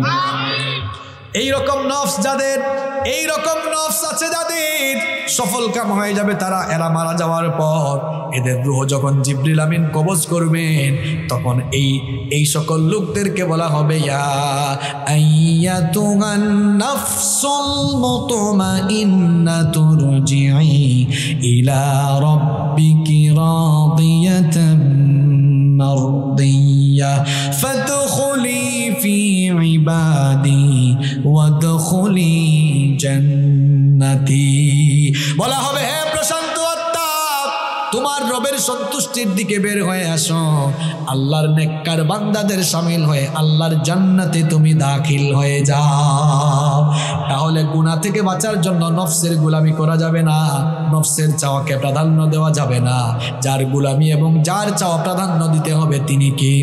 যদি এমন নফস, যদি আপনি নিজেকে আল্লাহর গোলামির পথে পরিচালনা করতে পারেন, নফসের গোলাম না হয়ে যদি আল্লাহর গোলাম হতে পারেন, দেখেন আল্লাহ আপনাকে সুসংবাদ দিয়ে কি বলছেন, ওয়া আম্মা মান খাফা মাকামা রাব্বিহি ওয়া নাহান নাফসা আনিল হাওয়া ফাইন্নাল জান্নাতা হিয়াল মাওয়া। আল্লাহ তাআলা বলছেন, আর যারা আল্লাহর সামনে হাজির হওয়াকে ভয় করে নিজেদের নফসকে কুপ্রবৃত্তি থেকে যারা বিরত রাখে, এই রকম নিজেদেরকে নফসের গোলামি থেকে বাঁচিয়ে রাখবে যারা, আল্লাহর জান্নাতের অধিবাসী হয়ে যাবে তারা। আর আসতে বলেন সুবহানাল্লাহ। তাহলে গুনাহ থেকে বাঁচার জন্য 4 নম্বর আমল, নফসের গোলাম হবেন না, আল্লাহর গোলাম হবেন। মন যা চাইবে তা করা যাবে, মনের চাওয়া প্রাধান্য দিব না, যার চাওয়া প্রাধান্য দিব, যার হুকুম মতো জীবন চালাবো তিনি কে? আল্লাহ। 5 নাম্বার, গুনাহ থেকে বাঁচতে হলে একা থাকবেন না। একা একা থাকবেন না, নিঃসঙ্গ থাকবেন না। ওই যে প্রবাদ আছে না, অলস মস্তিষ্ক শয়তানের কারখানা। যুবকরা কখনো একা থাকবা না ভাই, রুমের ভিতর একা থাকলেই শয়তান ধরবে। আমি প্রথমে আমার বাবাদেরকে শ্রদ্ধার সাথে কিছু কথা বলি, মহিলা প্যান্ডেল থেকে আমার মায়েরা শুনছেন। ভাই শুনেন, কথাগুলো শুনেন, আপনার ছেলে মেয়ের জন্য কাজে লাগবে। যাদের ছেলে মেয়ে আছে, কখনো আপনার ছেলেকে বা আপনার মেয়েকে বিয়ের আগে একা রুমে ঘুমাইতে দিবেন না। বলবেন হুজুর এদেরকে কি আমরা কুলে নিয়ে ঘুমাবো মানে কি? না, প্রাপ্তবয়স্ক হওয়ার পরে যদি আপনার একাধিক ছেলে মেয়ে থাকে, এক রুমে দুই ছেলের দুইটা সিঙ্গেল বেড দেন। কারণ দুইজন এক রুমে থাকলে তখন রাতের বেলা ফোন হাতে থাকলেও একজনের লজ্জায় আরেকজন কোনো অবৈধ বা খারাপ পথে যাওয়ার সম্ভাবনা থাকবে না। মেয়েদেরকেও ঠিক, দুই তিনটা মেয়ে থাকলে এক রুমে দুইটা দেন, সিঙ্গেল সিঙ্গেল করে। এখন বলবেন হুজুর আমার তো এক ছেলে এক মেয়ে, আমি কি করব? হ্যাঁ, আপনার জন্য আমার পরামর্শ আছে। আপনার এক ছেলে এক মেয়ে, বলবেন এই রাতে ঘুমানোর সময় দরজা লাগাইতে পারবি না, দরজা খুলে ঘুমা। দরজা খুলে থাক, পর্দা টেনে রাখ। দরজা খোলা থাকলে সেও ফোন হাতে নিয়ে আবুল তাবুল কাজ করতে চাইবে না। এই কোন সময় যদি আব্বু সাউন্ড শুনে চলে আসে, ভয় আছে না নাই? যুবক ভাইদেরকে বলবো, ভাই নিজের চরিত্র হেফাজত করো, একা থাকিও না। একা কি থাকলে দেখা যাবে শয়তান বলবে, মোবাইলটা হাতে নে, মেসেঞ্জারে ফেসবুকে স্ক্রলিং করছে, দেখা গেল হঠাৎ করে মেয়েটার আইডি দেখা গেছে অ্যাড ফ্রেন্ড, এরপরে অ্যাকসেপ্ট করলো, তারপর মেসেঞ্জারে নকিং বাড়লো। এই তো ধীরে ধীরে শুরু হয়ে যেতে পারে। এই জন্য একা একা থাকার কোনো দরকার নাই। একা থাকলে সে মনে মনে ভাববে আমার হাতে স্মার্টফোন আছে, ওয়াইফাইও আছে, ইন্টারনেট কানেকশন দেওয়া আছে, আব্বু আম্মুর রুমে ঘুমায়, আমার ভাইয়া আমার আপু ভাই বোনদের রুমে ঘুমায়, আমি একা আছি, এবার মন ভরে আমি ইউটিউবে গিয়ে যা মন চাই তা দেখতে পারবো। একা একা থাকলে এমন চিন্তা মাথায় আসবে, আর যদি সাথে কেউ থাকে তাহলে এমন শয়তানি চিন্তা আসবে না। আবার অনেকে পর্নোগ্রাফিতে আসক্ত হয়ে পড়েছে একা একা থাকতে থাকতে। এরা কয়, মাঝে মাঝে কিছু যুবকরা আসে বলে, হুজুর এখান থেকে বের হয়ে আসতে চাই গুনাহ থেকে, একটু উপায় বলে দেন। আমি বলি ভাই উপায় হলো একা থাকিয়েন না। কই হুজুর কার সাথে থাকবো? আব্বু আম্মুর সাথে সময় পাস করেন, ঘরের সবার সাথে। আব্বু আম্মু তো চাকরি করে। আমি বলবো ভাই ভালো ভালো বন্ধুর সাথে থাকেন, আলেমদের সাথে থাকেন, সামাজিক কাজ করেন। আপনি সামাজিক কাজ করেন, অর্থাৎ নিজেকে কখনো অবসর রাখবেন না, কোনো না কোনো কাজে থাকবেন, দেখবেন শয়তানি চিন্তা মাথায় আসবে। ছেলে মেয়েদেরকে একা ছাইরা দিয়েন না। আপনাদের অবস্থা তো হলো এমন, রাগ করেন না, চলাফেরা করেন চলাফেরা করেন আমেরিকান স্টাইলে, ক্ষতিগ্রস্ত হয়ে গেলে বিচার চান সৌদি স্টাইলে। ভুলামাইয়া ছেড়ে দিছে, এখন আপনার ছেলে মেয়ে কোথায় যায় এটা দেখা কি সরকারের দায়িত্ব? পুলিশের দায়িত্ব? সরকার ঠেকছে, পুলিশ ঠেকছে না যে সব দেখবে? এই যে দিহান আনুষ্কার কথা ভুলে গেছেন নাকি আপনারা? মনে আছে? আরে বাপরে বাপ, নিজেদের মেয়ে কার সাথে গিয়ে গ্রুপ স্টাডি করে, কার বাসায় যায়, কোথায় যায়, কলেজে যায়, বিশ্ববিদ্যালয়ে যায়, সে কি ক্লাস করে নাকি কোন পার্কে ঘুরতে যায়, এটা পুলিশ দেখবে না আপনি দেখবেন? আপনার ছেলে মেয়ে কোথায় যাচ্ছে, কি করছে, কোনো খোঁজখবর রাখেন না। ক্ষতিগ্রস্ত হয়ে গেলে কেঁদে কেঁদে এরপরে ফাঁসি দিতে হবে। চলাফেরা করেছেন এতদিন আমেরিকান স্টাইলে, এরপরে ক্ষতিগ্রস্ত হয়ে এরপরে বুঝে সৌদি স্টাইলে বিচার চান আপনি। নিজের সন্তান কোথায় যাচ্ছে, কি করছে, ভালো করে বলে গেলাম, খবরদার সন্তানগুলোরে একা রাখবেন না, নইলে খালি কপালে হাত দিবেন। ছাত্ররা যারা আছো, যুবক তরুণ যারা আছো, ভাই একা থাকবা না, নিজের চরিত্রটা সুন্দর রাখো। পারা যাবে তো ইনশাল্লাহ? পারা যাবে ইনশাল্লাহ? দেখেন তো, গুনাহ থেকে বাঁচার এই যে 5 নাম্বার আমলটা বললাম, এটা জীবনের সাথে বাস্তব না অবাস্তব? আসলে দেখবেন একা একা থাকলে শয়তান ধোঁকা দেয় বেশি। ওই যে অলস মস্তিষ্ক শয়তানের কারখানা। এই জন্য কখনো একাকী থাকা যাবে। ওই যে কিছুদিন আগে ওই যে কোন এক নায়কের শ্বশুর গুলি করে মারা গেল না, লোকটার নাম কি যেন ভুলেও গেছি আমি। লোকটার নাম কি, মনসুর খান নাকি আবু মনসুর খান, কি জানি নাম আছে। এই লোকটা নিঃসঙ্গ থাকতে থাকতে দেখছেন শেষ পর্যন্ত সুইসাইড করেছে। সুইসাইড করা ভালো জিনিস, তা মহাপাপ। দেখছেন একাকিত্ব, নিঃসঙ্গতা মানুষকে কোথায় নিয়ে যায়? খালি শয়তানি না, মাঝে মাঝে মৃত্যুর দিকেও নিয়ে যায়। অনেক ছেলেরা আছে বের হয় না, সারাটা দিন দরজা লাগাইয়া ঘুমায়, আর সারাদিন ল্যাপটপে আছে, ফোনে আছে। তোমরা যারা পড়াশোনা করো, তোমরা যারা স্কুল কলেজে পড়ো তোমাদেরকে বলছি, তোমরা যে সারাটা দিন ফেসবুকে থাকো, রাত 2টা-3টা পর্যন্ত ফেসবুকে থাকো, তোমরা যতটা সময় ইন্টারনেটে কাটাও, ফেসবুকে স্ক্রলিং করো, আল্লাহর কসম করে বলছি এই টাইমগুলো যদি তোমরা চেয়ার টেবিলে বসে পড়াশোনা আর গবেষণায় দিতে পারতে, কিসের নিউটন আর কিসের আইনস্টাইন, এদেরকে পেছনে ফেলে জ্ঞান গবেষণায় তোমরা অনেক দূর এগিয়ে যেতে পারতে। আরে বাপরে, ঠিকও কয়, আবার ইন্টারনেটও ঠিক মতো চালাও, কিন্তু একটা লিমিট তো থাকা দরকার। দেখছেন এ যুবক, তার চেহারা দেখছেন, ডাল ভাঙ্গা এমনি। তুমি যুবক মানুষ, তোমার চেহারার এই অবস্থা হয়েছে কেন? তোমার চেহারা লাবণ্য থাকবে, স্মার্টনেস থাকবে, গাল ভেঙে গেছে, বিচি উঠতে উঠতে তার চেহারা শেষ। কারণ অত রাত 3টা-4টা পর্যন্ত ঘুমায় না, ও ফোন হাতে নিয়ে খালি স্ক্রলিং করে জিমাইতে মাঝে মাঝে ফোনও তার নাকে মুখে পড়ে, তাও সে চালাইতে আছে না নাই? লিমিটে ফিরে আসো ভাই, এখন পড়াশোনার সময়, ক্যারিয়ারটাকে তৈরি করো, ক্যারিয়ারটা সাজাও, পড়াশোনায় মন দাও, দেখবা জীবনে সাকসেসফুল হয়ে যাবে ইনশাআল্লাহ। কষ্ট হচ্ছে না তো আপনাদের? প্রিয় ভাইয়ের, আর কয়েকটা মিনিট থাকা যাবে না ইনশাল্লাহ? কেউ উঠিয়েন না, শেষ পর্যন্ত নিয়ে যান। এখন প্রত্যেকটা কথা বাস্তবিক বলবো। গুনাহ থেকে বাঁচার আমল বলতেছি কয়টা? 12টা। বলে ফেলছি কয়টা? 6 নাম্বার, গুনাহের উপকরণ থেকে দূরে থাকা। যেই জিনিসগুলো দিয়া গুনাহ করার সম্ভাবনা আছে এগুলোর কাছেও না। নাটক, সিনেমা, অশ্লীল গল্প, উপন্যাসের বই। নাটক সিনেমা দেখে মানুষ কি শিখবে?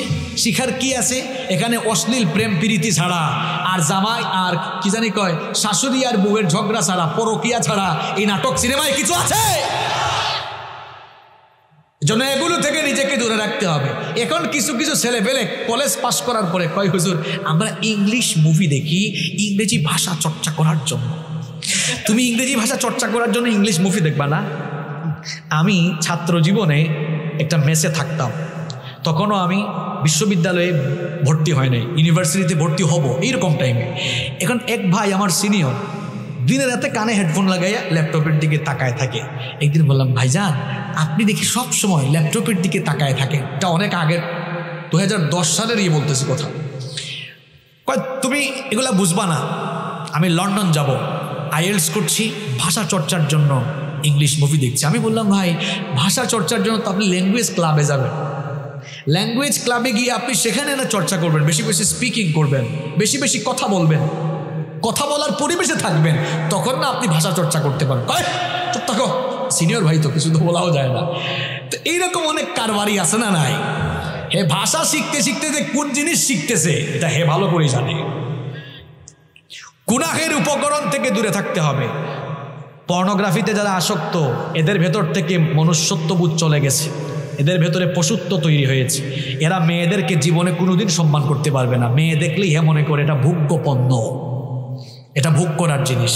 কারণ পর্নোগ্রাফিতে আসক্ত হয়ে সে নিজের ভেতরের পশুত্বকে জাগ্রত করে এখন নারী দেখলেই তার কাছে লাগে এটা ভোগ্য পণ্য। নারীকে সে সম্মানের চোখে দেখতে পারে না।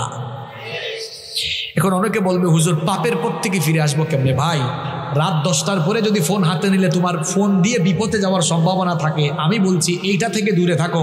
রাত 10টার পরে ফোন আর বালিশের কাছে না, একেবারে ড্রয়ারে ফেলায় ফজরের পরে হাতে নিও। আর বাবা মাদেরকে আরেকটা কথা বলি, অনেকের বাড়িতে ওয়াইফাই আছে না, রাত 10টা বাজবে ওয়াইফাইয়ের সুইচ অফ, ওয়াইফাইয়ের সুইচ বন্ধ, নইলে দেখবেন ছেলেমেয়েরা কিন্তু কারবার করে ফেলতে পারে। আর সবচেয়ে ভালো হয় এমন সচেতন হন, রাত 10টার পরে খাওয়া দাওয়ার পরে ছেলে মেয়েদেরকে বলবে, এই ফোন দে, রাতের বেলা ফোনের দরকার আছে, সকালবেলা আমার কাছ থেকে আবার ফোন নিয়ে যাই। এই কথাগুলো আপনাদের ভালোর জন্য বলতেছি। ডিভাইস তো হাতে, আমাদের ছেলেমেয়েরা নষ্ট হয়ে যাচ্ছে অপশিক্ষার অপসংস্কৃতির কারণে। ছোট বয়স থেকেই বাচ্চাদের হাতে আমরা ফোন তুলে দিয়েছি। আরে ভাই আগে তো ছোট ছোট বাচ্চারা কান্না করলে মা বাবারা দৌড়ে এসে কুলে নিয়ে আয় চাঁদ মামা গল্প শোনায়, কবিতা শোনায় ঘুম পাড়াইতো। এখন 2-3 বছরের বাচ্চা কান্না করলে মা বাবা এসে ইউটিউবে ঢুকে বেবি শার্ট ডুড লাগায় দেয়। আর 2-3 বছরের বাচ্চারা ফোন হাতে নিয়ে ইউটিউবে ঢুকে একটার পর একটা চেঞ্জ করতেও জানে। ওই দিন দেখলাম 3 বছরের বাচ্চা মোবাইল স্ক্রলিং করছে এমন ভাবে, আমি হুজুর মানুষ, আমি নিজেই এরকম স্ক্রলিং জানি না। একজন আমারে কয় ওই দিন, হুজুর দোয়া করবেন। বললাম কি হয়েছে?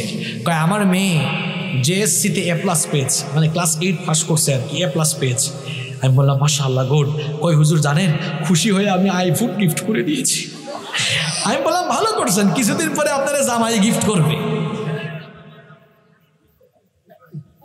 এই ছোট্ট ছোট্ট ছেলে মেয়েদের হাতে ফোন তুলে দিয়েন না, নইলে কারবার ঘটাই ফেলবে। রাতের বেলা ফোন কেড়ে নেবেন, ইন্টারমিডিয়েট পাস করার আগ পর্যন্ত হাতে ফোন দিয়েন না। এগুলো পরামর্শ দিয়ে গেলাম, মানলে কল্যাণ হবে ইনশাআল্লাহ। গুনাহ থেকে বাঁচার জন্য 6 নাম্বার আমল বলে যাচ্ছি। গুনাহের উপাদান যেগুলো, এগুলোর ধারে কাছেও যাওয়া। তার মানে কি ফোন থেকে দূরে থাকবেন? আরে ভাই, প্রত্যেকটা জিনিসের পজিটিভ নেগেটিভ আছে। নেগেটিভগুলা বর্জন করে পজিটিভগুলা, এই যে ক্যামেরা, এটা দিয়া মুভি, নাটক, সিনেমার শুটিং করা হয়, আবার এখানে মাহফিলে ওয়াজও রেকর্ড করা হচ্ছে। এক জিনিস দিয়ে 2 কাম করা যায় কি যায় না? তা আপনি খারাপ জিনিস করবেন না ভালোটা করবেন? সিদ্ধান্ত নিতে হবে কাকে? আপনাকে। সিদ্ধান্ত নিতে হবে কাকে? গুনাহ থেকে বাঁচে থাকার জন্য 7 নম্বর আমল হলো ইন্টারনেট এবং তথ্য প্রযুক্তির অপব্যবহার থেকে নিজেকে বাঁচিয়ে রাখতে হবে। যুবক তরুণ ভাইয়েরা, ইন্টারনেট আর তথ্য প্রযুক্তির অপব্যবহারের কারণে আজ আমার কলিজার টুকরা যুবক তরুণ ছাত্র ভাইদের যৌবন নষ্ট হয়ে যাচ্ছে। আমার কলিজার টুকরা ভাইয়েরা, দরদ মাখা ভাষায় বলে যাচ্ছি, মনে রেখো, রাতের বেলা হাতে ফোন আছে, ইন্টারনেট আর তথ্য প্রযুক্তির অপব্যবহার করে তুমি যদি খারাপ কিছু দেখতে চাও, হয়তো ভাবতেছো আমাকে তো আব্বু আম্মু দেখে না, ভাই বোন কেউ দেখে না, কিন্তু একজন তো সবই দেখেন, তিনি কে? আর যারা নামাজও পড়ে, দেখবেন অনেক মানুষ আছে নামাজ পড়ে রোজা রাখে, ভালো ভালো কাজ করে, আবার একা একা হয়ে গেলে গোপনে গোপনে হারাম কাজে লিপ্ত হয়। আছে না নাই? আল্লাহর নবীর একটা হাদিস আমার মনে পড়ে গেল। নবীজি বলছেন, তুমি তোমার পরিবারের লোকদের সামনে অন্যায় কাজ, পাপের কাজ করতে যেমন লজ্জা পাও, তুমি যদি তোমার পরিবারের কারো সামনে পাপ করতে লজ্জা পাও, তোমার আল্লাহর সামনে গুনাহ করতে তোমার কি কোনো লজ্জা লাগে না? কারণ আল্লাহ বান্দার সব কিছু দেখেন কিনা? জোরে বলেন, দেখেন কিনা? খুব ভয়ঙ্কর একটা হাদিস আমার মনে পড়লো, শুনেন ভাইরা, কান লাগান। একদিন নবীজি সাহাবীদেরকে বললেন, আমার সাহাবীরা শোনো, আমার উম্মতের কিছু মানুষ কিয়ামতের দিন তিহামা নামক বিখ্যাত শুভ্র পর্বতমালার সমান আমল নিয়ে হাজির হবে। সহজ বাংলায় বলতেছি, বুঝেন। নবীজি বলতেছেন, কিয়ামতের দিন পাহাড়ের সমপরিমাণ আমল নিয়ে কিছু মানুষ হাজির হবে। হাজির হওয়ার পরেও পর্বতমালার সমপরিমাণ আমলকে আল্লাহ ধুলায় পরিণত করে উড়াইয়া দিবেন। কি সাংঘাতিক কথা শুনতেছেন কথা? কিয়ামতের দিন কিছু লোক পাহাড়ের সমান বিশাল নেকির পাহাড় নিয়ে ওঠার পরে তাদের নেক আমলগুলোকে আল্লাহ ধুলাবালুয় পরিণত করে দিবেন। সাওবান রাদিয়াল্লাহু আনহু নবীজিকে জিজ্ঞেস করলেন, ইয়া রাসূলুল্লাহ, পড়েন সাল্লাল্লাহু আলাইহি ওয়াসাল্লাম, নবী গো, তারা কারা? এদের ব্যাপারে আমাদেরকে বলেন, তাহলে আমরা সাবধান হয়ে যাব। নবীজি বললেন, সাওবান, এরা হচ্ছে তোমাদেরই ভাই, যারা তোমাদের সঙ্গে নামাজ পড়বে, তোমাদের সাথেই চলাফেরা করবে, কিন্তু যখন তারা নির্জনে একাকী হয়ে যাবে, তখন তারা গোপনে গোপনে হারাম কাজে লিপ্ত হয়ে যাবে। এজন্য যুবক ভাইরা, রাতের বেলা গোপনে গোপনে মেয়েদেরকে মেসেঞ্জারে নক দিও না। রাতের বেলা একা একা ইউটিউবে ঢুকে হারাম কিছু দেখিও না। এই যে হাদিসটা বললাম, 5 ওয়াক্ত নামাজও পড়বা, হারাম কাজও করবা, সমস্ত আমলগুলোকে ধুলাবালু করে উড়িয়ে দিবেন কে? আল্লাহ আমাদেরকে হেদায়েতের উপর অটল রাখো, গুনাহ থেকে বাঁচিয়ে রাখো, বলেন আমিন। তাহলে 7 নম্বর আমল কি বললাম? ইন্টারনেট, তথ্য প্রযুক্তির অপব্যবহার থেকে নিজেকে মুক্ত রাখা। পারা যাবে তো ভাই ইনশাল্লাহ? নাম্বার 8 নাম্বার, গুনাহ থেকে বাঁচার জন্য 8 নাম্বার উপায় হলো, অসৎ ব্যক্তিদের সাথে, অসৎ বন্ধুদের সাথে মিশা যাবে না। কথায় আছে না, সৎসঙ্গে স্বর্গবাস, অসৎ সঙ্গে। এজন্য যুবক তরুণ ভাইয়েরা, সিগারেট খুর, ইয়াবাখুর, বাবাখুর, এদের সাথে মিশিও না। ভালো মানুষকে বন্ধু বানাও। বন্ধু বানাবেন কাকে? যার দুনিয়াদারি আপনার চেয়ে কম আর দিনদারি আপনার চেয়ে, আবারও বলছি, বন্ধু বানাবেন কাকে? যার দুনিয়াদারি আপনার চেয়ে কম আর দিনদারি আপনার চাইতে। আমি জানি মাহফিলে অনেক ভাইরা আসেন গুনাহ করতে করতে, এই গুনাহ নিয়েই আসেন। তারা হয়তো এখন আমার কথা রাগ করছে, হুজুর আমরা খারাপ কাজ করি বলে কেউ কি আমাদের বন্ধু হবে না? হবে। আপনাদের বন্ধু আমরা, আপনাদের বন্ধু এখানে যারা 5 ওয়াক্তের নামাজি ভালো ভালো ছেলে, এরা আপনাদের বন্ধু। আমরা আপনাদেরকে দাওয়াত দিয়ে দিয়ে, মাথায় হাত দিয়ে দিয়ে, বুকে টেনে টেনে নামাজি বানাবো ইনশাআল্লাহ। আমি বলতেছি ওই সকল ছেলেদেরকে যারা একটু মিশলেই খারাপ হয়ে যাওয়ার সম্ভাবনা আছে। আপনারাও দেখবেন ছেলে মেয়েরা কাদের সাথে মিশে, কারণ হে হয়তো ভালো আছে কিন্তু খারাপ কারোর সাথে মিশলে থাকতে থাকতে সেও খারাপ হয়ে যেতে পারে। এই জন্য প্রিয় ভাইয়েরা, গুনাহ থেকে বাঁচার জন্য 8 নম্বর উপায় হলো অসৎ ব্যক্তিদের সাথে মিশা যাবে না। কষ্ট হচ্ছে আপনাদের? এই তো শুনেন, আর 4টা পয়েন্ট আছে। নাম্বার 9 নম্বর, গুনাহ থেকে বাঁচার জন্য মনটা চাইবে গুনাহ করে ফেলি, এই কামটা করে ফেলি, সাথে সাথে সবর করে নিজেকে তখন সংযত করবেন, যেটাকে বলি আমরা কন্ট্রোল করা। নিজেকে কন্ট্রোল করতে হবে। আপনি যদি কন্ট্রোল করতে পারেন, সুবহানাল্লাহ, আমার আল্লাহ কত দয়াবান। নবীজি হাদিসে বলেছেন, কোনো বান্দা একটা ভালো কাজ করবে, শুধু নিয়ত করবে, কাম করার আগে নিয়ত করলেই সাথে সাথে আল্লাহ আমলনামায় একটা নেকি দান করেন। আর বান্দার নিয়তের পরে যখন কাজটা করে ফেলে, আল্লাহ আমলনামায় সওয়াব 10 থেকে 700, এমনকি আল্লাহ চাইলে আরো বাড়ায়া দেন। সুবহানাল্লাহ। আর আমার আল্লাহর দয়া কেমন দেখেন, ভালো কাজের নিয়ত করলে সাথে সাথে নেকি লেখা হয়, খারাপ কাজের নিয়ত করলে সাথে সাথে গুনাহ লেখা হয় না। আল্লাহ বলেন, এই ফেরেশতা দ্বারা দেখ আমার বান্দা শেষ পর্যন্ত কাজটা না করে ফিরে আসে কিনা। যদি বান্দা ফিরে আসে, আল্লাহর ওই লোকটার আমলের খাতায় গুনাহ লিখতে আদেশ দেন না। সুবহানাল্লাহ। তাহলে পাপ থেকে বাঁচতে হলে গুনাহ করবেন, মাথায় চিন্তা আসবে, ঠিক সেই সময় নিজেকে কন্ট্রোল করে ফেলবেন। কার ভয়ে? নাম্বার 10, গুনাহ থেকে পাপ থেকে বাঁচার 10 নম্বর আমল হলো নিজের ভেতরে লজ্জাশীলতা পয়দা করুন। গুনাহ করার পরে আমরা ভুল করতে পারি ভাই, ভুল করা দূষণীয় না, কারণ আমাদের বাবা পৃথিবীর প্রথম মানুষ যিনি, তিনিও ভুল করছেন। নাম কি? তিনি ভুল করার পরে ভুলের উপর থাকেন নাই, লজ্জা পেয়ে তওবা করে ফেলছেন। এই জন্য তার মর্যাদা বাড়িয়েছেন কে? এই শয়তান কি শয়তান ছিল? প্রথমে কি ছিল? আরে ভাই, হ্যাঁ, শুধু ফেরেশতা না, ফেরেশতাদের সর্দার। একটা ভুল করছে, ভুল করার পরে অহংকার করেছেন, লজ্জা পেয়ে মাফ চায় নাই। এই জন্য ফেরেশতার সর্দার থেকে শয়তানের সর্দার হয়ে গিয়েছে। কি বুঝলেন? তাহলে আপনি পাপ করছেন, ভুল করছেন, এটা দূষণীয় না। পাপ করা যতটা না দূষণীয়, পাপ করার পর পাপের উপরে থাকা এটা মারাত্মক দূষণীয়। নবীজি এই জন্য বলেছেন, মুসলিম শরীফের হাদিস, কুল্লু ইবনে আদম খাত্তাউন ওয়া খায়রুল খাত্তাইন আত-তাওয়াবুন। মানুষ মাত্রই গুনাহগার, মানুষ মাত্রই পাপী, তবে ওই পাপ করা, গুনাহ করে ফেলা মানুষদের মধ্যে আল্লাহর কাছে সবচেয়ে প্রিয় হলো তারা গুনাহ করার পর আল্লাহর কাছে তাওবা করে যারা। সুবহানাল্লাহ। এই জন্য পাপ থেকে বাঁচতে হলে নিজের ভেতরের লজ্জা বাড়াতে হবে না কমাতে হবে। দেখেন কয়েকটা নমুনা বলি, লজ্জাশীলতা কেমনে বাড়াবেন।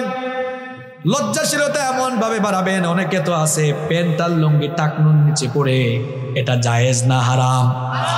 সুতরাং আমরা কখনো টাকনুর নিচে লুঙ্গি বা প্যান্ট পরবো না। এই গুনাহটা করতে যেন লজ্জা লাগে, কারণ বান্দা মুমিন কখনো গুনাহের কাজ করতে পারে না। এমন কাজ যারা করেন, শুনেন, নবীজি বলেছেন কিয়ামতের দিন আল্লাহ তাআলা ওই লোকটার দিকে তাকাবেন না, তার সঙ্গে আল্লাহ কথা বলবেন না, তাকে আল্লাহ পবিত্র করবেন না, তাকে আল্লাহ জাহান্নাম থেকেও বাঁচাবেন না। 4টা কথা বলেছি, আবারও শুনেন। নবীজি বলেছেন কিয়ামতের দিন আল্লাহ ওই ব্যক্তির দিকে তাকাবেন না, তার সঙ্গে আল্লাহ কথা বলবেন না। 3 নম্বর, আল্লাহ তাকে পবিত্র করবেন না। 4 নম্বর, আল্লাহ তাকে জাহান্নাম থেকেও মুক্তি দিবেন না। সাহাবীরা বললেন, নবী গো কার কথা বলছেন? নবীজি তখন বললেন, যারা টাকনুর নিচে কাপড় ঝোলায়া হাঁটে। কই হুজুর, টাকনুর উপরে পড়তে কেমন জানি আনস্মার্ট আর খেত লাগে।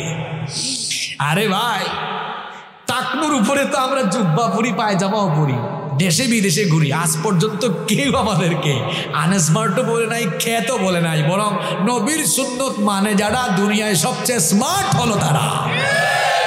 এই জন্য যুবক ভাইরা, নবীর সুন্নত মানা যাবে তো?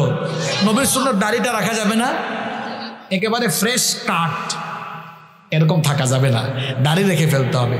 দাড়ি রাখা সুন্নত। পৃথিবীর এমন কোনো নবী নাই যে নবী দাড়ি রাখেন না। এমন কোনো নবী আছে? সব নবীর দাড়ি ছিল। দাড়ি রাখবেন, চেহারার উজ্জ্বলতা বাড়ায় দিবেন কে? সবগুলো সুন্নত মানবেন, কোনো গুনাহ করা যাবে না।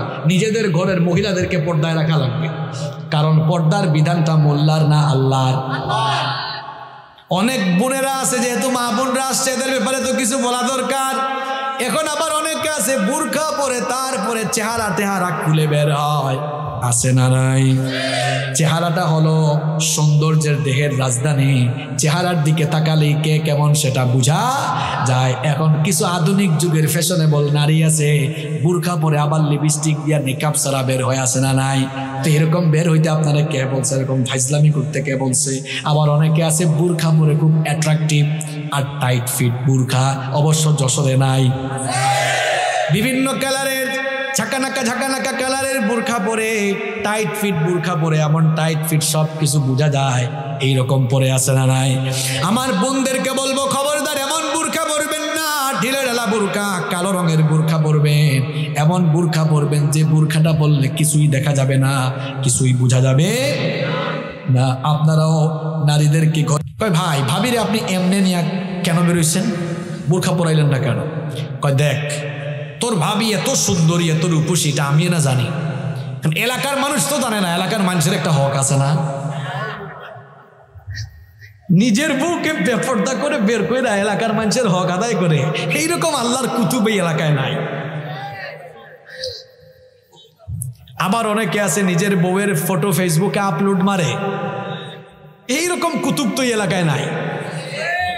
হ্যাঁ এভাইলেবেল না? শোনেন, কুরআন হাদিস দিয়ে বহুত ওয়াজ করছি, আপনি সোজা হন নাই। আজ এমন কাঁচা কথা বলবো, আপনি তারের মতো সোজা হবেন। কুরআন হাদিস দিয়ে বহুত ওয়াজ করছি, আপনি এখনো ঠিক হইলেন না। এবার বলেন আপনি আমার, ফেসবুক এটা পার্সোনাল সাইট না পাবলিক সাইট? হ্যাঁ জোরে বলেন, বউ কি পার্সোনাল না পাবলিক? আশ্চর্য কথা, বউ পার্সোনাল, ফেসবুক পাবলিক সাইট। এখন পার্সোনাল জিনিসকে তো পাবলিক সাইটে আপলোডায় তারা, নিজের বউকে জনগণের মানুষের সম্পদ বানিয়েছে যারা। বেহায়া, বেশরম, নির্লজ্জ কোথাকার, আপনার মধ্যে আত্মসম্মান বোধ বলতে কিছুই না। আবার বউর ফটো ফেসবুকে দেওয়ার পরে ছোট ছোট ভাইরা এলাকার আছে না, ফেসবুকে অ্যাড কমেন্টও করেছে। একজন বলছে, ওয়াও ভাবিকে হ্যাপি লাগতেছে। আরেকজন কয়, ভাই ভাবিকে জোশ লাগতেছে। বেকুব, কার জোশ কে খায় রে? একটু লজ্জা, আমি হাসির কথা বলেছি, একটু লজ্জা শরম নাই আপনার? আল হায়াউ শু'বাতুম মিনাল ঈমান, নবীজি বলেছেন লজ্জাশীলতা ঈমানের অংশ। নিজের ভেতরে লজ্জা বাড়ান, আল্লাহ আমাদের সবাইকে লজ্জাশীল বানান। গুনাহ থেকে বাঁচার 10 নাম্বার উপায় বলছি, নিজেকে লজ্জাশীল বানাতে হবে। এমন লজ্জা যে আমার আল্লাহ গুনাহ করতে নিষেধ করছেন, আমি তো গুনাহ করতেই লজ্জা পাবো, গুনাহ আমি করবো না। পারা যাবে তো ইনশাল্লাহ? খারাপ লাগতেছে আপনাদের? সারা জীবন তো বহুত ওয়াজ শুনছেন, বাট জীবন পরিবর্তনের কিছু ওয়াজ শুনে যান, এই 12টা আমল শিখে যান। একটু পরে কিন্তু আমি পড়া আদায় করব, যারা পারবেন না খবর আছে। পারা যাবে তো ইনশাল্লাহ? তবে ভয় নাই, আমি আবার আপনাদেরকে অপশন দিয়ে সহজ করে দিব। পারবেন না ইনশাল্লাহ? আচ্ছা, পরীক্ষা সহজ হবে, কঠিন না। নাম্বার 11, পাপ থেকে গুনাহ থেকে বাঁচার 11 নাম্বার উপায় হলো খারাপ চিন্তা বাদ দিয়ে বেশি বেশি ভালো চিন্তা করবেন। কারে মারবেন? খালি এরে মারবেন, তারে মারবেন, এদিকে টাকা মারবেন, ওইদিকে সম্পদ মারবেন, এইসব চিন্তা বাদ দেন। চিন্তা, ভালো চিন্তা বাড়ান, যে আমি আজ ফজরের নামাজ জামাতে আদায় করব। ভালো চিন্তা না খারাপ চিন্তা? আমি আজান হয়ে গেলে এই 5 ওয়াক্তের নামাজগুলো টাইম দিয়ে আদায় করব, আমি রেগুলার কোরআন পড়বো, হাদিস পড়বো, ইসলামী বই পড়বো, আমি মানুষদেরকে যথাসাধ্য সহযোগিতা করব, সামাজিক কাজ করব, দান করব, সদকা করব, আমার যে সকল ভাইয়েরা অভাবী আছে তাদের পাশে দাঁড়াবো। মানে ভালো ভালো চিন্তা করেন, যত বেশি ভালো চিন্তা করবেন তত আপনি খারাপ চিন্তা থেকে মুক্ত হয়ে গুনাহ থেকে নিজেকে বাঁচিয়ে রাখতে পারবেন। পারা যাবে ইনশাআল্লাহ। নাম্বার 12 এবং সর্বশেষ হচ্ছে, গুনাহ থেকে বাঁচার জন্য তাওবা ইস্তেগফারের অভ্যাস গড়ে তুলেন। বেশি বেশি তওবা ইস্তেগফার করেন। দেখি সবাই আন্তরিকতা দিয়ে একেবারে দিল থেকে বলবেন, আমাদের কলিজার টুকরা নবী, যিনি নাম হচ্ছে মুহাম্মাদুর রাসূলুল্লাহ সাল্লাল্লাহু আলাইহি ওয়াসাল্লাম, আমার আপনার কলিজার টুকরা নবী, উনার জীবনে গুনাহের কোনো দাগ, কোনো ছিটাফুটা আছে? জন্ম থেকে নিয়ে ওফাত পর্যন্ত, নবুয়তের আগেও মাসুম, পরেও ওই নবীর আমল শুনেন, বুখারী শরীফের হাদিস। নবীজি বলছেন, ওয়াল্লাহি, আল্লাহর কসম, ইন্নী লা আস্তাগফিরুল্লাহ ওয়া আতুবু ইলাইহি ফিল ইয়াউমি আকসারা মিন 70 মাররা। নবীজি বলছেন, আল্লাহর কসম, আমি পয়গাম্বর, আমি নবী হওয়ার পরেও রেগুলার 70 বারের বেশি আল্লাহর কাছে তওবা করি। এটা বুখারী শরীফের হাদিস। আর মুসলিম শরীফের হাদিসে নবীজি আরেকটু বাড়িয়ে বললেন, শোনো, ফা ইন্নী আতুবু ইলাইহি ফিল ইয়াউমি মিআতা মাররা, আমি তো নবী হয়েও ডেইলি 100 বার আল্লাহর কাছে তওবা করি। আমার আপনার নবীর জীবনে গুনাহের কোনো দাগ নাই, ছিটাফুটা নাই, তিনি মাসুম। তিনি যদি ডেইলি 100 বার তওবা করেন আল্লাহর কাছে, আমরা উনার পাপী উম্মত সেকেন্ডে সেকেন্ডে গুনাহ করে ফেলি। নবী যদি করেন 100 বার, পাপী উম্মতের করা দরকার 100 বার না 1000 বার। এবার আর উত্তর দেওয়া লাগবে না, চুপচাপ থেকে নিজের বিবেককে নিজে জিজ্ঞেস করেন, আপনি করেন কয়বার? আপনি করেন কয়বার? এজন্য যখনই সময় পাবেন পড়বেন আস্তাগফিরুল্লাহ, যখনই সময় পাবেন জপবেন আস্তাগফিরুল্লাহ, যখনই সময় পাবেন পড়বেন আস্তাগফিরুল্লাহ। বাক্যটা ছোট কিন্তু পাওয়ার কম না বেশি। নবীজি বলেছেন, আস্তাগফিরুল্লাহ যারা প্রতিনিয়ত পড়ে, এদের আমলনামায় যদি সমুদ্রের ফেনা পরিমাণ গুনাহ থাকে, আল্লাহ তার সমুদ্রের ফেনা সম পরিমাণ গুনাহগুলোকে মাফ করে দিবে। আবার আস্তাগফিরুল্লাহ বাক্যটা ছোট হলেও পাওয়ারটা অনেক বেশি। একটা ঘটনা আমার মনে পড়ে গেছে, কষ্ট না লাগলে আমি আপনাদেরকে বলবো। ইমাম আহমদ বিন হাম্বল রাহিমাহুল্লাহ, মুসনাদে আহমদ, যেখানে 40,000 হাদিস সংকলন করা হয়েছে, এত বড় মাপের ইমাম আহমদ বিন হাম্বল রাহিমাহুল্লাহ, খুব মন দিয়া ঘটনা শুনেন। বুড়া বয়সে তিনি এক সফরে বের হলেন, নতুন এক এলাকায় গেলেন। ওই এলাকায় গিয়ে একটা মসজিদে তিনি মাগরিবের নামাজ, এশার নামাজ আদায় করলেন। মনে মনে ভাবলেন, নতুন এক এলাকায় এসেছি, কার বাড়িতে গিয়ে উঠবো, কাউকে তো আমি চিনি না। সিদ্ধান্ত নিলেন এই মসজিদেই তিনি আজকের রাত কাটাবেন। ফজরের নামাজ পড়ে তিনি আবার পথ চলা শুরু করবেন। যখন তিনি মসজিদে অবস্থান করেছেন, কিছুক্ষণ পরে মসজিদ কমিটির কেউ এসে বলল, ও মিয়া, নামাজ পড়ে সব চলে গেছে, তুমি আসো কেন? তিনি বললেন, ভাই দেখো, আমি মুসাফির মানুষ, কাউরে চিনি না, পরিচিত কোনো মানুষ নাই। এই মসজিদে আমি মাগরিব এবং এশার নামাজের মুসল্লি ছিলাম, ইনশাআল্লাহ ফজরের নামাজেরও মুসল্লি হব, আজকের রাতটা মসজিদে কাটাবো। ওই লোকটা বলল, না, মসজিদে থাকা যাবে না, বের হয়ে যান। বুড়ো মানুষ, শীতের কোন করে ঠান্ডা রাত, বের করে দিও। কিছু দূর হাঁটতে না হাঁটতেই তিনি সামনে একটি বাজারে গিয়ে দেখলেন এক রুটির দোকানদার, রুটি বিক্রেতা যুবক, তার দোকানের মধ্যে সে রুটি গরম করতেছে। আহমদ বিন হাম্বল রাহিমাহুল্লাহ গিয়ে বললেন, ও যুবক, আমি বুড়ো মানুষ, এই এলাকায় পরিচিত কেউ নাই, তোমার দোকানের চুলার পাশে আমি বসি, তোমার কোনো আপত্তি আছে নাকি? যুবক বলল, না না, কোনো আপত্তি নেই, আসেন বসেন। এবার তিনি চুলার পাশে বসে আছেন। লক্ষ্য করে দেখলেন এই যুবক রুটির খামির বানায়, পরে আস্তাগফিরুল্লাহ। চুলায় যখন রুটি গরম করতে দেয়, পরে আস্তাগফিরুল্লাহ। রুটি যখন নামায় তখনও আস্তাগফিরুল্লাহ। রুটি বিক্রি করে হাতে টাকা নিয়ে বলে আস্তাগফিরুল্লাহ। কেশে রাখে তখনও বলে আস্তাগফিরুল্লাহ, অর্থাৎ শুধু পড়ে আস্তাগফিরুল্লাহ। আহমদ বিন হাম্বল রাহিমাহুল্লাহ এই চিত্র দেখে বললেন, ও যুবক, তোমার দোকানে আসার পর থেকে দেখতেছি তুমি শুধু আস্তাগফিরুল্লাহ পড়ো, এই আস্তাগফিরুল্লাহ তুমি কেন পড়ো? যুবক তখন বলল, ও মুসাফির, শোনো, আমি তো ইবাদতের খুব একটা টাইম পাই না, চিন্তা করি যতক্ষণ ব্যবসা করি সময় কেন নষ্ট করব, আস্তাগফিরুল্লাহ আস্তাগফিরুল্লাহ জপে জপে আমার টাইমগুলারে কাজে লাগাই। তখন আহমদ বিন হাম্বল রাহিমাহুল্লাহ বললেন, এই আমল যে করতেছো কোনো লাভ হইছে কিনা? কয়, অবশ্যই লাভ হইছে, লাভ না হইলে কি আমল করতাম নাকি? আহমদ বিন হাম্বল রাহিমাহুল্লাহ বললেন, এই আমলের কারণে তোমার এমন কি হয়েছে?